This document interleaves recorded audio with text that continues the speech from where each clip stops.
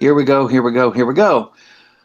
All right, so we finally got to transcription and translation, the way that information is copied from DNA to pieces of messenger RNA, and then that messenger RNA is used to direct the assembly of proteins. And I always feel like that now that we're here, I know it was probably hard slogging getting up that hill, but now we're kind of at the top of the mountain that I've been trying to get us to. And there's a great view from the top. So here's us trying to go, get up to the top of the mountain, as it were. That might be Mount Everest, I'm not sure. But there's a great view once you're here and once you've been able to put the pieces together and understand how genes actually work, because there's an awful lot of ways you can apply that knowledge. So where we left off, we'd worked out that a gene was responsible for making one chain of amino acids. The instructions for assembling amino acids in the right order are encoded in the order of DNA bases, and we call this the genetic code. That code first gets copied onto a piece of messenger RNA. That's a process called transcription. And then that messenger RNA goes to a tiny structure called a ribosome and is read and is used to assemble amino acids in the right order. That's a process called translation. So let's talk about tobacco for a second. This is a tobacco plant, and tobacco farmers had long known about a plant disease. This is an affected plant, and you can see that it's got these kind of discolored yellow, irregular patches on its leaves. The disease was called tobacco mosaic disease. And until about the 1890s, no one really had any idea what caused it, why tobacco plants would spontaneously get sick. It was known that you could grind up the leaf of a tobacco plant with tobacco mosaic disease and smear the ground up leaf on a healthy plant, and the healthy plant would get the disease. So it's clearly transmitted somehow from plant to plant, but what the causative agent was, nobody knew. And a couple of people in the 1890s, including this guy in the picture whose name is Bayerink, independently found that juice from an infected leaf would transmit the disease even when you filtered the juice through a filter that was so fine that no bacteria could get through. So whatever is causing tobacco mosaic disease is smaller than bacteria, smaller than anything you could see with a typical light microscope. Bayerink borrowed the Latin word for poison and named the cause of tobacco mosaic disease a virus. He called it a filterable virus, but we just say virus now.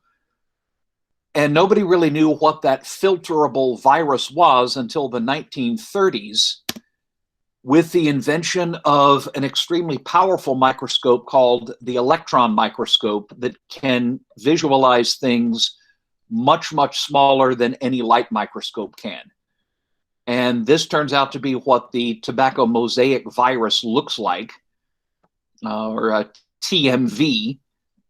That little black bar that you see at the far left is a scale bar. That bar is 0.1 microns long. A micron, of course, is 1/1,000,000th of a meter. And so a TMV particle is only about 1/3 of a micron long. It's not made of cells. That's not cells that you're looking at. They're regular, but they don't have, cell membranes or, ribosomes or organelles or anything like that. And it's got no metabolism at all. It's completely inert when you take it out of a tobacco plant. It does as much metabolism as your table. You could even make crystals out of it. So what exactly is this thing? Well, that was the first example of a virus, which seems important to talk about because the reason why I'm having to give this lecture online is, of course, another virus. Viruses kind of straddle the border between alive and not. They are made of our old friends schnapps, right? Carbon, hydrogen, oxygen, nitrogen, uh, phosphorus, and sulfur. They do contain nucleic acid, either DNA or RNA, and it's surrounded by a coat of proteins called a capsid. But there's no metabolism, there's no organelles. There is, when a virus is outside of a living system, it is completely inert. It doesn't take up oxygen, it doesn't feed, it doesn't do anything. But what viruses do is inject their DNA or RNA into a host cell. Viruses do nothing outside of a living cell to host them. They'll inject their DNA or their RNA into a host cell, and the cell will start duplicating the virus's DNA or RNA. It will start transcribing and translating the viral genes to make virus proteins. And the copied virus nucleic acids and proteins will assemble into more virus particles, which eventually burst out of the host cell and go on to infect other cells. When those parasitic computer programs that everybody's familiar with were named viruses in the 80s because they do something similar. They turn your computer into a machine for making more copies of themselves and spreading them, rather than a machine for writing your lab reports or playing Fortnite or whatever it is you do with your computer. This is analogous to what biological viruses do. Virus capsids are often quite beautiful. This is the capsid of a virus you might remember from a couple of years ago, the Zika virus. This is the one that's transmitted by mosquitoes in the tropics. It has the potential to cause birth defects in the fetuses of infected women. And all you're looking at is several different proteins, color-coded, so you can tell them apart, and packed together in this surprisingly regular way that almost looks like a soccer ball. And the proteins are able to assemble like this spontaneously, a little bit like the way water molecules spontaneously assemble into symmetrical snowflakes. There's tobacco mosaic virus again, and the proteins are in yellow. You can see they've packed together in a very regular arrangement. If you could see one with a naked eye, it would basically look like a long tube. Actually, it would look like a cigarette. So ironically, the tobacco plant gets sick from tiny cigarettes. I guess that's funny. But yeah, in yellow, you have the protein, and in red, that's the virus's RNA coiled up inside the protein capsid. This, by the way, is the other major thing that Roz Franklin did, other than providing the evidence that DNA was a helix. Her other major accomplishment was working out the basics of how tobacco mosaic virus is put together. She died young of cancer, I believe, which tends to be a problem if you spend a lot of time around X-ray equipment. But she made some pretty major contributions, and this is kind of the other big one that she did.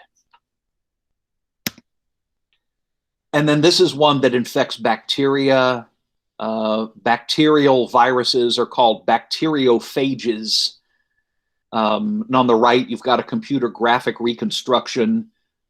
The DNA is that coiled thing up at the top, and it's inside a bunch of proteins that pack together to make a kind of like 20-sided dice-shaped head. And then there's a shaft and some tail fibers that enable the virus as it's drifting to latch onto a bacterium and it inject its DNA in. These kind of look to me like, lunar landers or something like that. And on the left, you've got an electron microscope photo taken with a technique called shadow casting that gives you a three-dimensional effect. And there's one caught in the act. That's a bacteriophage virus that has attached to its host cell. So this is like the lunar lander has made its landing. And it's in the process of injecting its own DNA directly into the host cell. Once the host cell gets that virus DNA, it starts duplicating the virus DNA and transcribing and translating it to make virus proteins. And the cell basically becomes a machine for making more viruses. And here's a cell that is breaking open. You can see a bunch of virus particles on the inside. This is a bacterium, by the way, with a bunch of viruses on the inside and bursting out, killing the host cell, and these will drift off. And by chance, some of them might find another bacterial cell, and they'll inject their DNA into it. And eventually more viruses will burst out of that cell and kill it, and so on. Incidentally, before antibiotics were developed, there was interest in using bacteriophages to attack disease-causing bacteria because bacteriophages can't infect humans. Most viruses can only infect a limited number of hosts. So the idea was that if you had bacteria growing in yourself, you could hit them with a bacteriophage that would kill them and leave your cells alone. It continued to be worked on in the Soviet Union. I think the main center for research into bacteriophage therapy is in the country of Georgia now, not Georgia, USA, Georgia, Caucasus Mountains. And there's been some renewed interest in it, especially because we have a problem with antibiotic resistance in bacteria now. So I'm not sure what the current status of it is, but maybe this will save your life one day. Maybe not. I don't know. Viruses do cause an awful lot of disease on their own, though. There are some viruses that will tear off little pieces of the host cell membrane when they burst out. You're looking at pictures of a human herpes virus. Very similar viruses cause genital herpes and cold sores. And on the left, that very kind of regular speckled thing is the actual capsid. And then there's a layer of cell membrane surrounding the capsid. So this thing has torn off a piece of its host cell membrane, which has the effect of screening it from the body's immune system. This is why herpes is kind of hard to treat. And another virus that does the same trick is coronavirus. And there's actually a bunch of coronaviruses known. The coronavirus that we're currently worried about is COVID-19. You'll also see it called SARS-CoV-2. SARS is severe acute respiratory syndrome coronavirus 2. Anyway, it's the Rona. And if you look at the picture down below, the gray part is actually the host cell membrane. There is a protein capsid surrounding the RNA, but it's deep inside. The gray stuff that you're seeing is a piece of the host cell membrane that this thing tore away as it butted off its host cell. But on the outside, it's got special virus proteins called spike proteins. You'll also see them called fusion proteins. And because this makes the virus look like a crown, if you're on drugs, they call it a coronavirus, corona meaning crown. So these are crown viruses. I'll show you in a minute what those spike proteins do. And here are some coronaviruses. This is a slice through a eukaryotic cell taken with this powerful gizmo called a transmission electron microscope. And this cell is packed with coronavirus particles. All of those little round things taking up most of this picture are coronavirus particles growing inside a eukaryotic cell.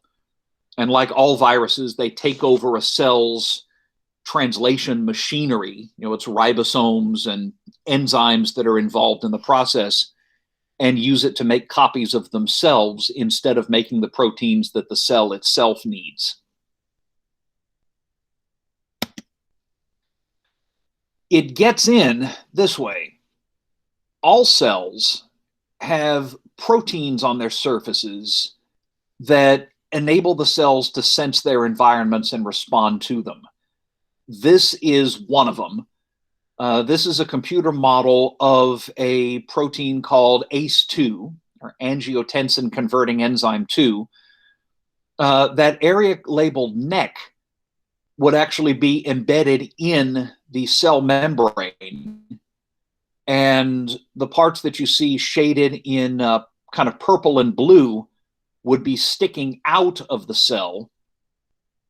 And then the parts that are shaded in pink and gray down below would be inside the cell. So this protein actually crosses the cell membrane, and there's parts waving out in the breeze and parts that are stuck inside. And when the parts that are on the outside, the parts that are shaded in kind of dark blue and turquoise, when those come into contact with a hormone called angiotensin, they change shape. In fact, the whole protein changes shape, and the part of the protein that is inside the cell also changes shape, and that triggers some other proteins to start changing shape. I don't know if we know all of the details, and if we did, we wouldn't really have time for them. I don't know all the details because what I work on is rocks, but let's just say here that ACE2 enables the cell to respond to angiotensin. This is kind of the doorbell that angiotensin rings. Angiotensin is the hormone that regulates blood pressure. If you have high blood pressure, some of the drugs you might take would be angiotensin blockers. But your cells respond to angiotensin because they've got this protein that is of the right shape, that it will change shape when angiotensin touches it. Okay, so this is the cell's doorbell, if you will. The problem is that those spike proteins of the virus causing the current pandemic, SARS-CoV-2, they're shown in pink right here. Those hot pink things that vaguely look like hideously deformed Elmo, they actually bind to the cell's ACE2 proteins that are shown here in blue. In this computer model, you've got a cell membrane that's in purple. There's various other molecules that are sticking out that are shown in yellow. And in blue, you've got the ACE2 proteins. That's the cell's, signaling protein. That's the cell's doorbell that enables it to respond to ACE2. And here's the spike proteins of SARS that bond to those ACE2 proteins and allow the virus to enter. So it's kind of like your doorbell is normally for the people delivering your packages from Amazon Prime, but then one day it rings and you open it up and in walk a couple of Jehovah's Witness missionaries who want to talk to you for hours. It's kind of like that, that the virus can bind to these proteins and get a foothold and get pulled into the cell and start reproducing inside the cell. By the way, in the far background, you see that thing that looks like a very steep hill. That's a virus particle that's budding out of the cell. So that's one that's leaving. And then in the foreground, you've got one that's coming in because its spike proteins bond to ACE2 proteins. Hopefully this is not personally happening to any of you. Incidentally, they worked out the shape of that spike protein using some new techniques, and I think it was only published, click, Um, it was actually published right about the time that the university shut down back in the spring. It came out in mid-March. We'd only known about this virus since roughly the start of the new year, but a lot of people worked extremely quickly to work out the shape of that protein, because one line of avenue of stopping that virus might be to try to find drugs that will block those spike proteins. And to be able to do that, we need to know what the shape of the spike proteins is. Right. I don't know how you felt about protein shape, but when I talk about it in an in-person class, that's often the point where a lot of people will start sighing and rolling their eyes because, oh God, well, primary, secondary, tertiary, quaternary, what's the difference? Well, in this case, it actually does make a real difference. Knowing all of that stuff about protein structure might be the key to coming up with a way to blocking the virus from infecting you. That's certainly a line of research that a lot of people are following right now. Okay, real quick. What's sometimes called the central dogma of molecular biology, CDMB, is that information travels one way, that information is stored in DNA, it's copied onto messenger RNA by a process called transcription, and then the messenger RNA goes to the ribosome, and the information is used to make proteins by a process called translation. And the CDMB is that information only goes in that direction. That there's no way for a protein to somehow copy its own amino acid sequence onto a piece of DNA. But we found an exception to this beginning in the 70s with entities called retroviruses.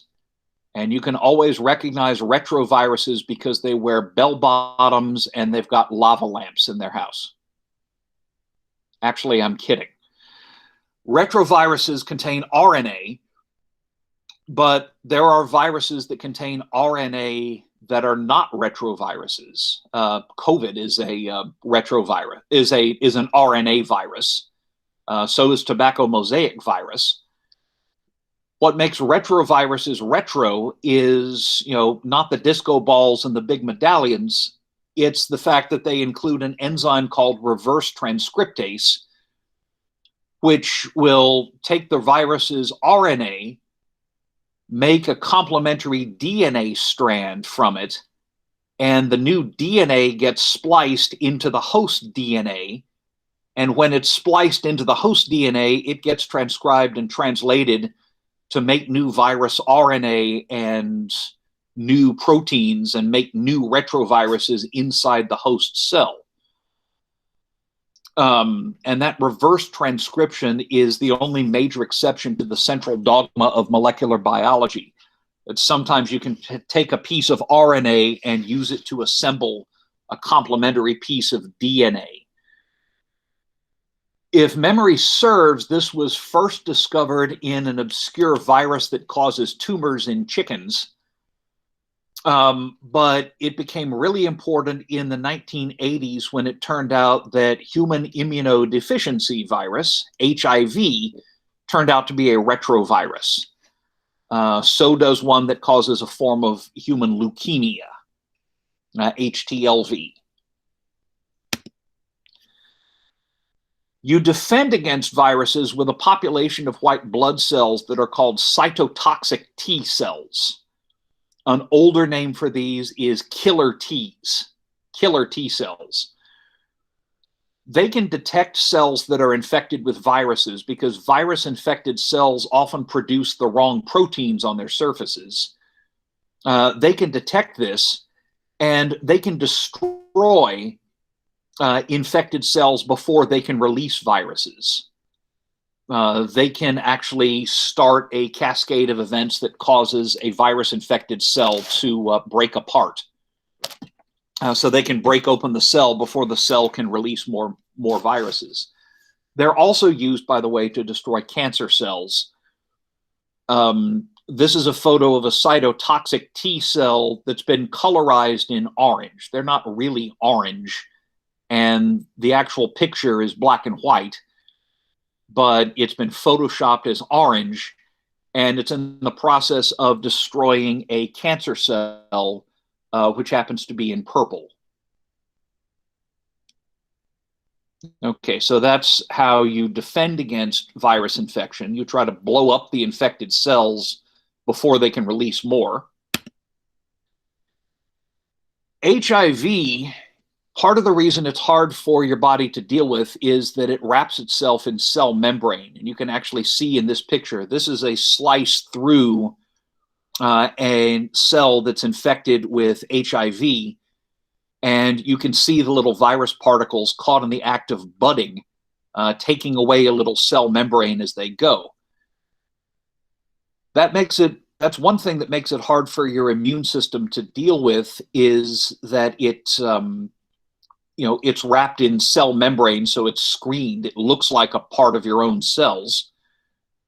And what makes it dangerous is that it attacks cells in the immune system called CD4 cells, which help out those CD8 cells.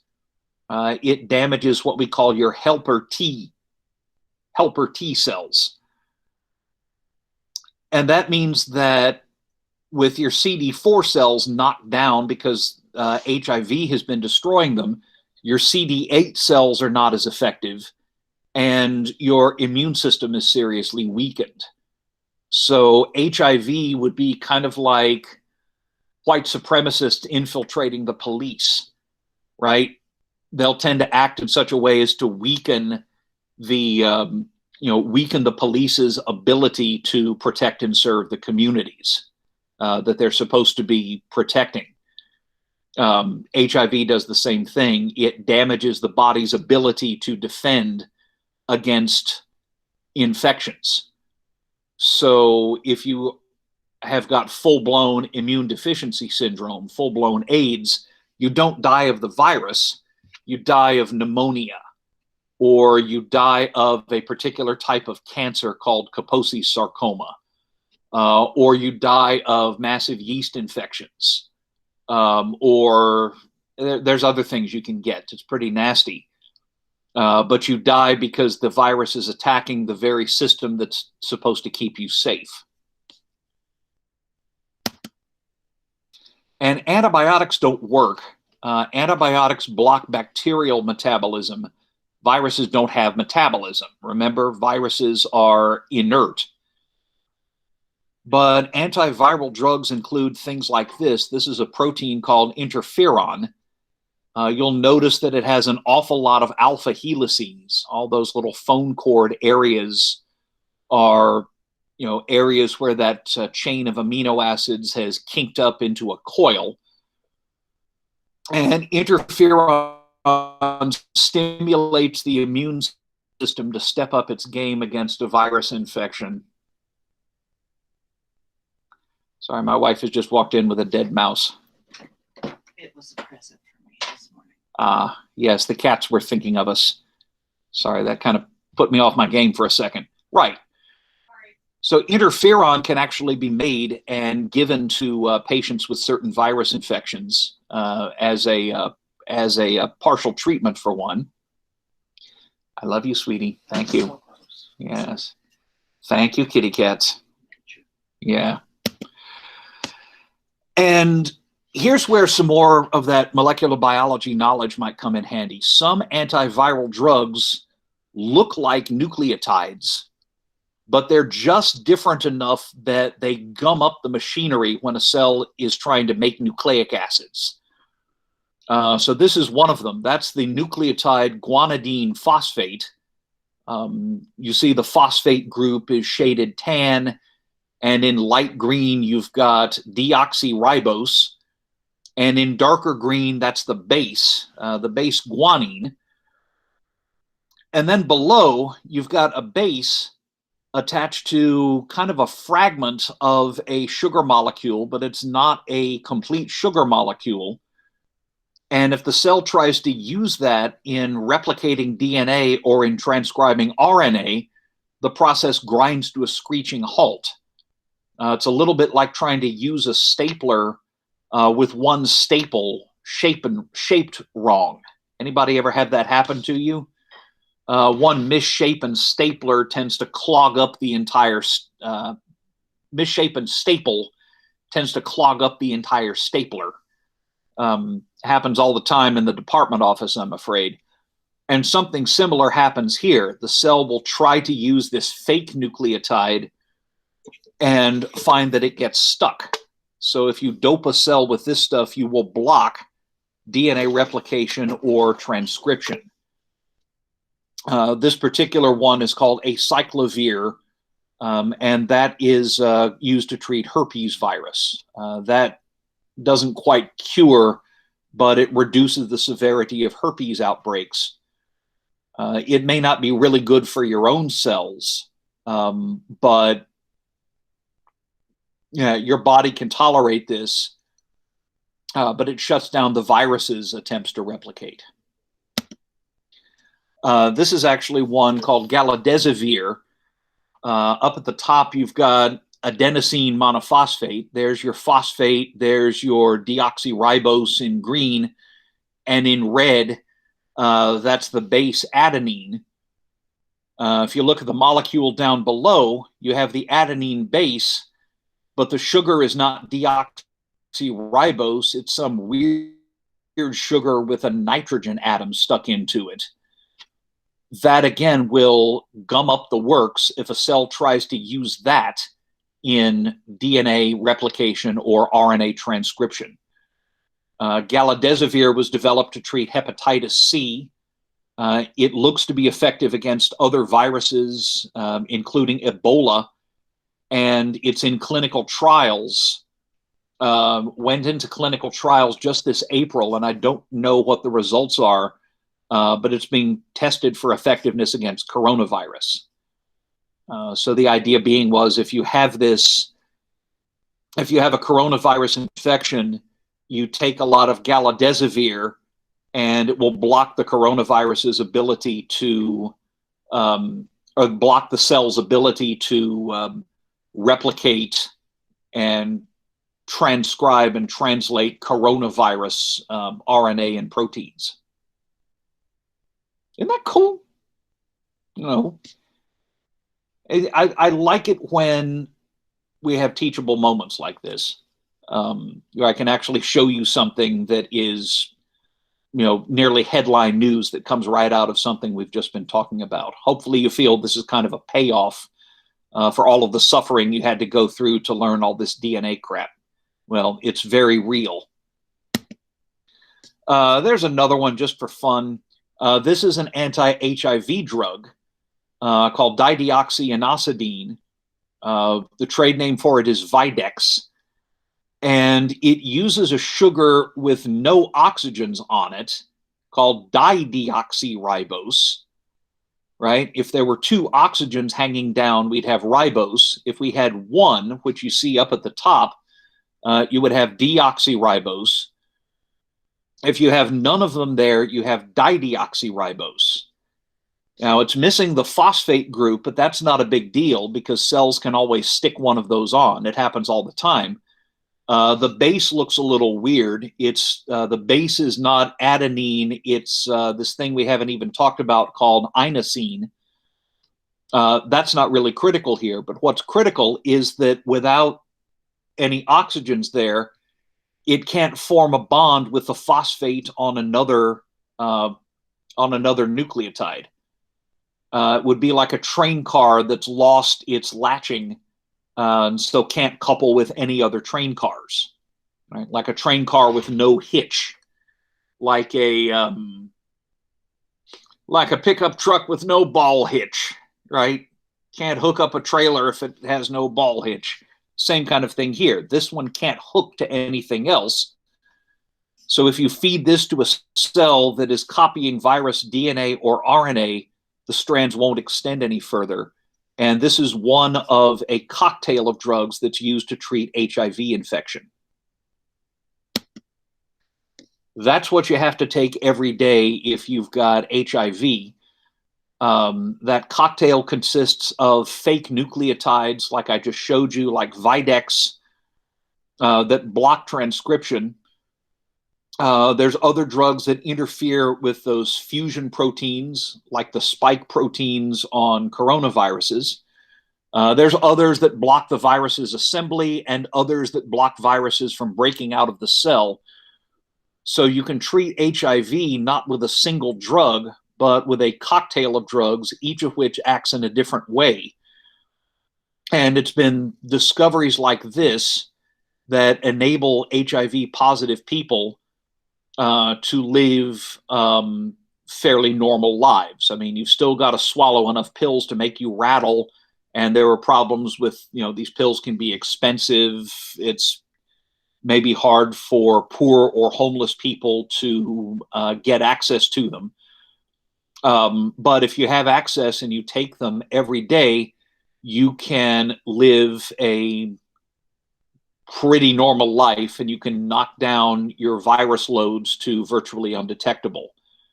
And these strategies are used to treat other viruses. So there's a drug that blocks flu viruses from breaking out of the cell called oseltamivir, sold under the name Tamiflu. And all of these are getting looked at very seriously by people who want to come up with effective treatments for coronavirus. So very timely stuff. Right. That's actually a pretty good place for me to take a pause. So I've got 9:49 right now. I will stop recording, and I'll go ahead and give you my usual 15 minutes. So I've got 9:49. Let us reconvene at 10:05. And we'll stop recording now.